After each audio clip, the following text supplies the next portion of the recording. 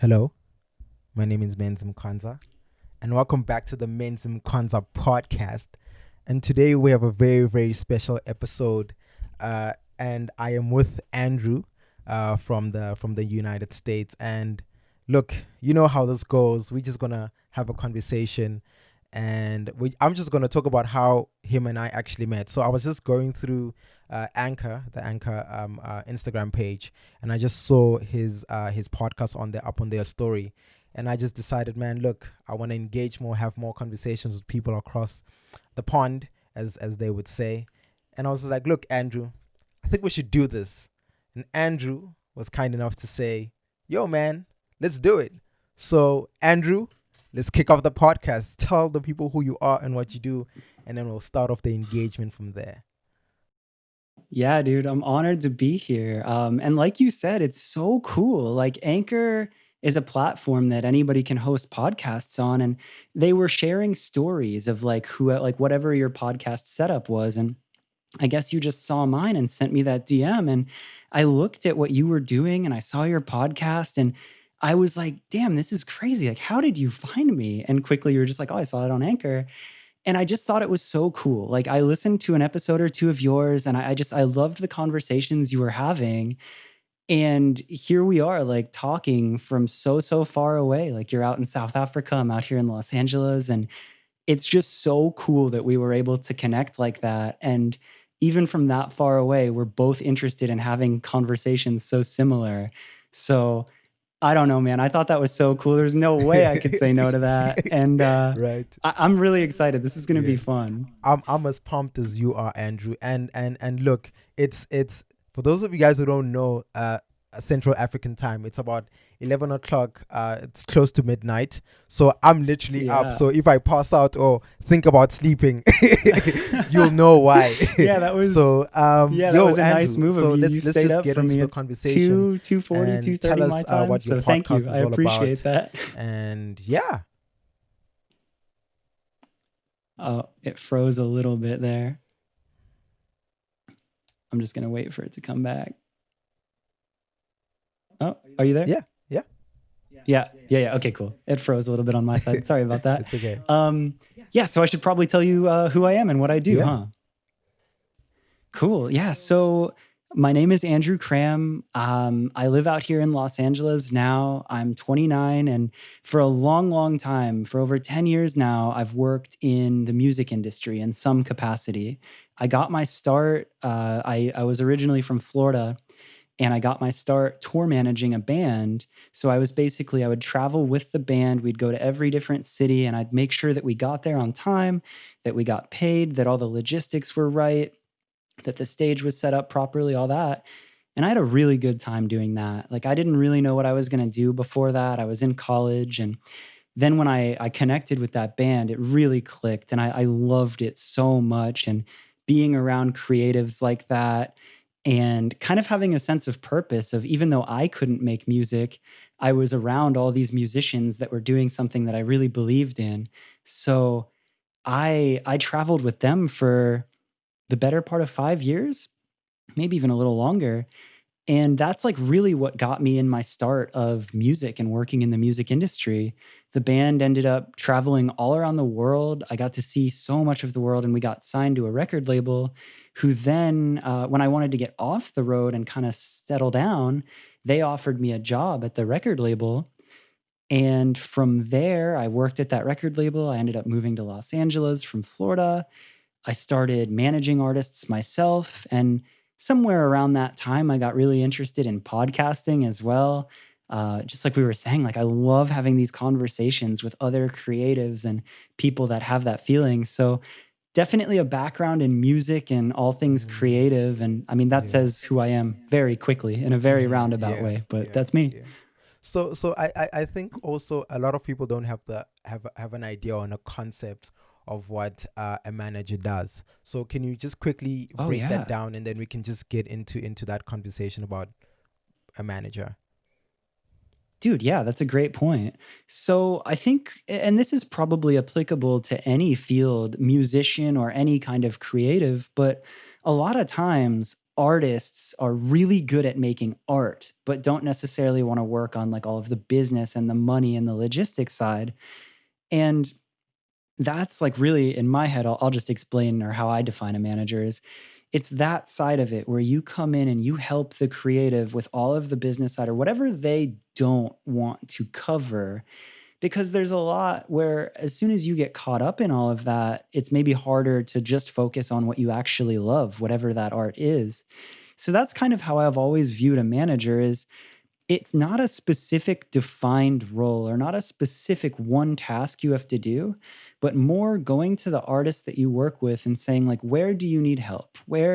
What part of this business or what part of this do you not want to do while also keeping it a business, like where it's art that makes some kind of money? So for music management, a lot of what that would be helping an artist get signed to a record label. Record labels have evolved a lot over the years, where I think it's very possible for artists to do it without a label. But traditionally, labels are the ones that fund the recording of music. They put it out and distribute it. They promote it. They get you the opportunities to have music videos premiere in cool places or get your music promoted on cool billboards or wherever. And I still think labels are very valuable, but that's a big part of a manager's role is to help an artist get the right record label and the right deal. Um, when it gets to labels and all of that, there's negotiations, just like how much money the artist will get up front or how much money they get for specific recordings or budgets. And if you're an artist, maybe you don't really want to dig into that and nerd out on numbers. You just want to create. So that's a part of it. Another thing, obviously, we're in the middle of all of the pandemic, so touring and traveling for like live music hasn't been happening as much. But before that, and I'm sure soon enough, touring and artists oftentimes need booking agents to get proper tours lined up. So a manager would have a good relationship with a lot of booking agents and would be able to help that artist get connected with the right booking agent. And there's also publicists, people who help. Their whole job is just to get whatever the music or the product is out and promoted. So if it's online features or magazines or TV, radio, whatever, like publicists help a lot with that. So I think the manager role is basically juggling and balancing all of that and making sure that when the artist has a good product, or like a good piece of art, then you're taking it and getting eyes on it and making it something where they can live off of it and helping them live better. Even like merchandise, we were talking a little bit about merchandise. So really just like finding ways to help them make money off of their art. Mm-hmm. And Does that answer that all right? yeah, that answers it so perfectly. I think to a point where I just like literally got lost in whatever you were saying. So now you are before the manager Hmm. profession kicks in. What are you doing? What are you thinking Yeah. about?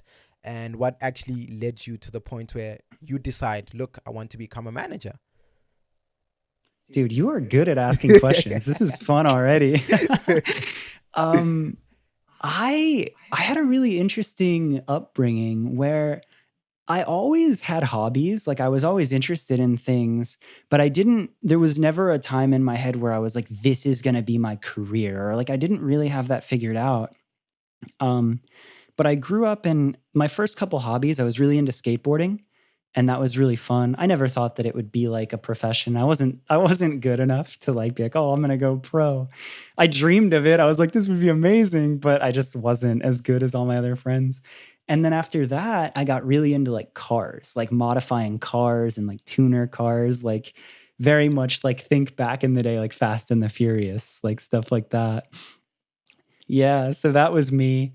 And I didn't have a lot of money growing up. I definitely didn't grow up poor, but I didn't grow up privileged. Like I had a roof under, or like I had a roof to sleep under, and I had food and very loving, supportive parents. But I didn't have anything really past that. So as I was getting into cars, I wanted to buy a car, and cars are expensive. So I was like, well, I got to go to work, I guess. So I started just working random jobs, and saving up, and I bought a $600 Honda CRX, a 1988 Honda CRX, very like crappy car, but I loved it. Um, but in working the random jobs, I got a job in sales and consulting where I was helping dentists grow their dental practices. And I never cared about dentistry. I never thought I'd be a dentist, but that was the moment where I was like, "Oh, this is interesting. Like I'm learning a skill that's helping people." And I thought that was so cool where we could go and talk to these dentists, the company that I worked for, and help them with the business side. Like they wanted to help people and fix teeth, but they maybe didn't necessarily want to run an office or that. So it's actually kind of a funny parallel, like talking about artists and managers, right? So I learned a lot about business and administration and how to help people do that better, and even sales. Like I learned a lot about selling. And that was like the first time where it kind of clicked, where I was like, oh, okay, I'm kind of good at this. But it wasn't a field that I was passionate about. And at a very young age, I was probably 18, I kind of felt dead inside, dude. I was like, I'm only 18 years old and I like don't care that much about like dentistry. I can't do this forever. So I knew I had like a skill set, but I knew it wasn't in that. So I was kind of lost. And maybe this will be a fun thing to talk about, but at least in the States, you typically graduate high school around 18 years old and then you go to college for about 4 years. Okay, tight, tight. So I finished high school a little bit early and I didn't have any like scholarships or any money for college, but I figured maybe it would help. So I ended up leaving that job with the dentistry and the sales and the consulting. And I was just kind of blindly going to college for like photography and web design, thinking that I'd want to do something creative. And that's the time when I met that band that I started to tour manage, and we were just friends. Like I met them at like a house party. One of the members was playing a song on an acoustic guitar and I was like, "Wow, that's cool. What's that all about?" And we became friends, and they knew that I was good with like business. So they said like, "Hey, do you want to come out on the road with us and just sell our shirts and help us?" And I was like, "Oh, I don't really know what that means." And that instant, dude, that first day that I was with them in a van traveling and like being with those artists, I was like, "Oh, this is it." Like I can take my nerdy business skills and hang out with people like musicians and artists that I respect and admire. I was like, game over. I'm in. Let's go. And that's Right. like where it really clicked.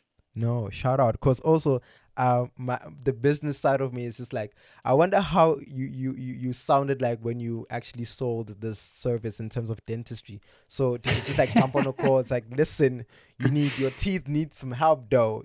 So what was your initial strategy when you were starting off in sales, and what actually propelled you to actually help you sell more merchandise or T-shirts, or understand sales in terms of the creative context? Because in the professional context, it sounds very straightforward, but also in the creative sense, Yeah. people want to feel like they are part of something bigger, and especially with music, people want to feel like they belong to a community. So, what were the different types Yeah. of sales tactics that you use with the dentist and with the creative band? Dude, I keep coming back to this, but you are such a great interviewer. Like your questions are so poignant and they're such like it's awesome. It takes me to places that I haven't been to. Um, so yeah, with that, I think I wasn't selling directly, or I wasn't selling like dentistry so much as I was going to the dentists themselves and helping them improve their businesses. And something that I definitely learned in that is I cannot sell a product that I don't believe in, because like that just feels bad, right? Like if you don't think that you're going to help somebody and you're trying to take money or time or anything from somebody, like that's not the vibe. That's bad. So it was very helpful because I saw real results. Like I saw that when this company would help those dentists with their businesses, they actually got better. So when I was on the phone talking to these people, I had real confidence that my product was good. And I think artists can relate to that too, right? Like if you're asking for somebody to take the time out of their day to pay attention to your product or your creativity, you want to show them something you're proud of.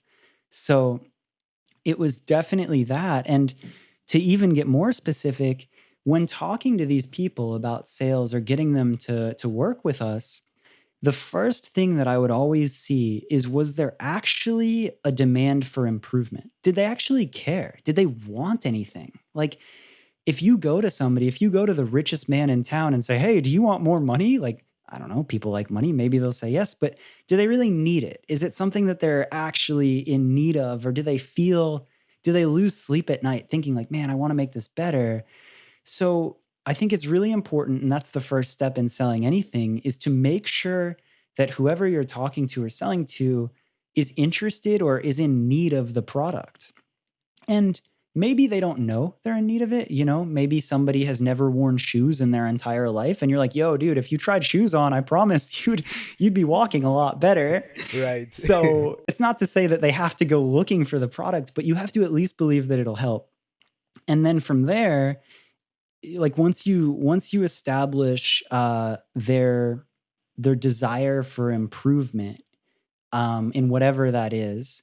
And maybe if you're an artist, it's not like listening to a song or consuming media is necessarily like a desire for improvement, but you're definitely looking to share something that would make somebody's day better or inspire them. So making sure that you're targeting the right people that want that.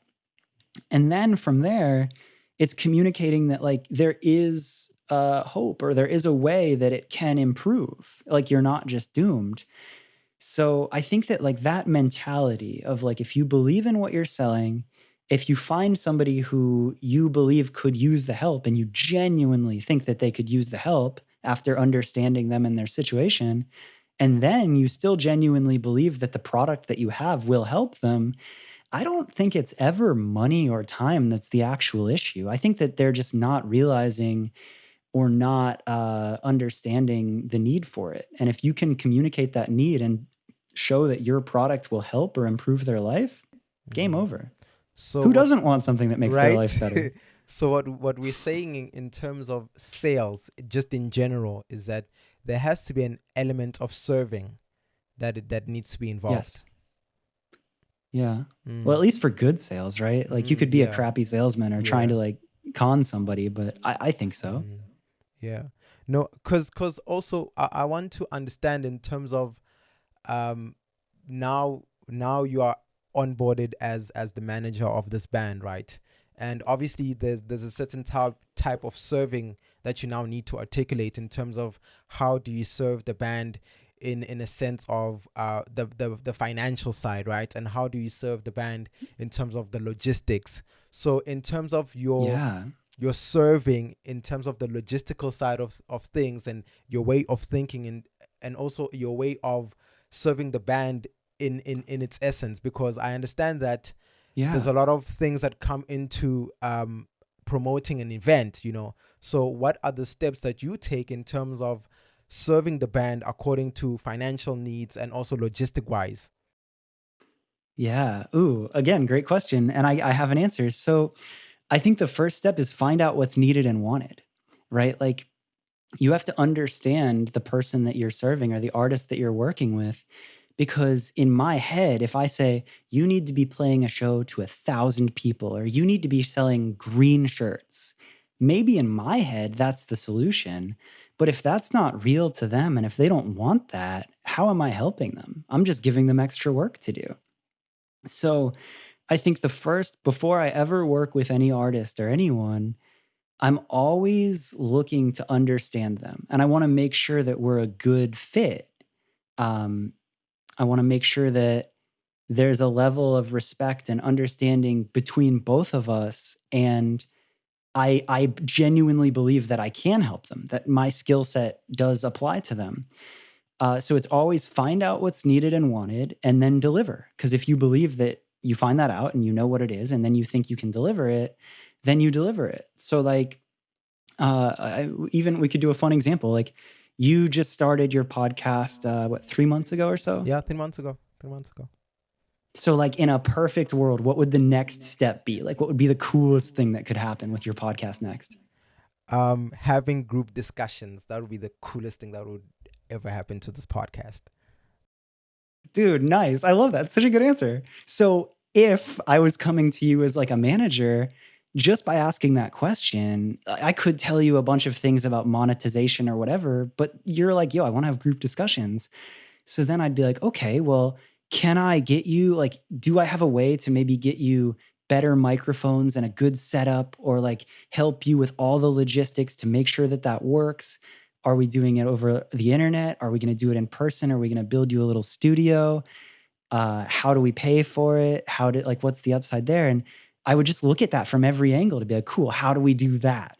And then how do we do that to the best ability? And if my ideas line up with your ideas, let's go. Hmm. So in So that's terms, kind of how I like to look at it so with anyone. so in terms of the, I mean, look, I've also traveled with a few bands, right? And I'm sure Cool.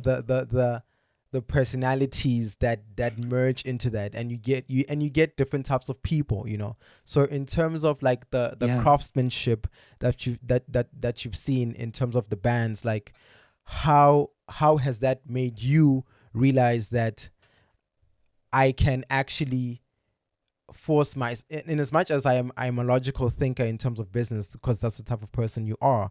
So how has that inspired you Yeah. in terms of your articulation of your business, in terms of like being creative about managing the whole business of the band? Yeah. So like I hope I answer this right, but I think it's a two-way street where if you're going to take the time to help an artist, you have to believe that their product is good enough that you can go the whole way with it or whatever. So I always just look at it to see if it really is a mutually beneficial relationship. Like I, I think you can kind of tell when people are really passionate about what they do, right? Like you can sit down with somebody and say, they can say, "Oh, I want X amount of followers and I want X amount of dollars." And you're like, "That's cool, but like do you believe in the message or do you believe in the thing you're putting out?" And then you can sit down with somebody that's like, "I'm not going to sleep until I figure out how to do this, and my passion is making music about this, or I was influenced by this, this and this, and if I don't put it together perfectly, I will not fulfill my life." And like those are the people like as the manager, as the business side, those are the people I'm interested in because that's like you're proud to work with people like Mm-hmm. that, you know?